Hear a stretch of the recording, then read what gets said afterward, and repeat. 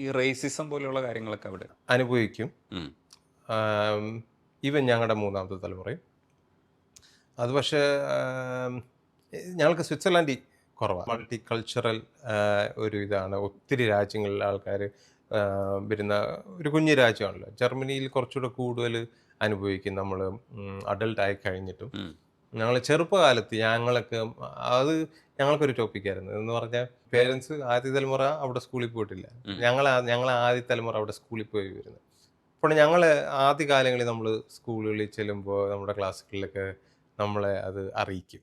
അവിടെ അത് ചെറുപ്രായത്തിലെ പിള്ളേർ, ഈ 8ഉം 10ഉം വയസ്സുള്ള പിള്ളേർക്ക് അതൊരു വ്യത്യാസമായിട്ട് തന്നെ കാണും നമ്മുടെ കളറ്.